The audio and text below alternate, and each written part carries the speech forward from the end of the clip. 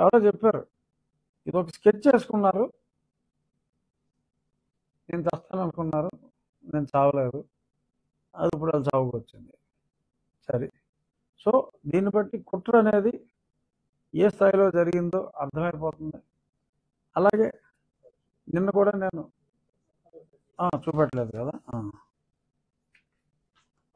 జాగ్రత్తగా ఫోకస్ చేసుకో. కింద వివేక్ యాదవ్ సంతకం కూడా ఉంది.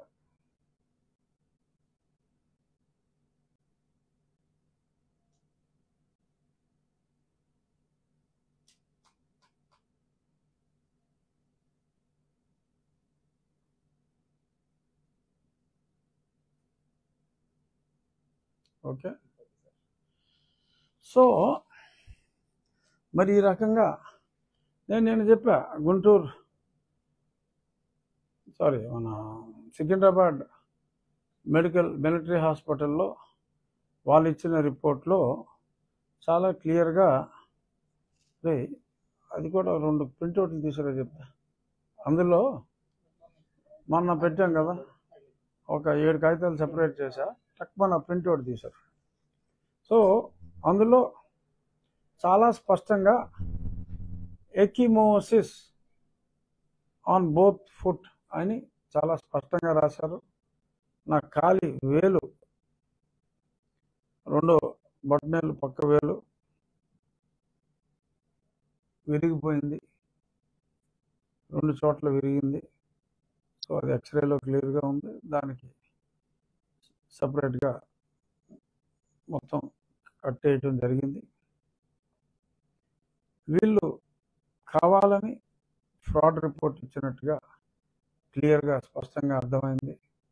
ముందే సునీల్ కుమార్ అతి తెలివితో ఏమో ఇక్కడి నుంచి అక్కడికి వెళ్ళినప్పుడు ఈయనే కుట్టుకుని ఉండొచ్చు కదా అని ఆ తింగర సుధా, ఈ అమాయక సునీల్, అమాయకాన్ని ఎందుకంటానంటే అమాయకుడేం కాదు, బట్ పాపం డీజీపీ అయిపోవాలనే తొందరలో ఈ జగన్మోహన్ రెడ్డి చెప్పిన పనికిమాలిన పనులన్నీ చేసి చివరికి ఇలా అయిపోయాడు కాబట్టి అమాయకుడని అనాల్సి వస్తుంది.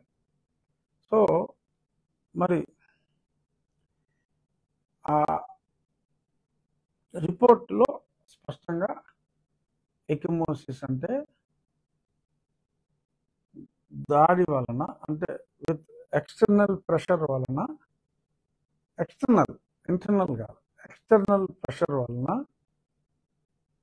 ఏర్పడిన గాయం వలన రక్తం గడ్డకట్టడాన్ని ఎకిమోసిస్ అంటారు.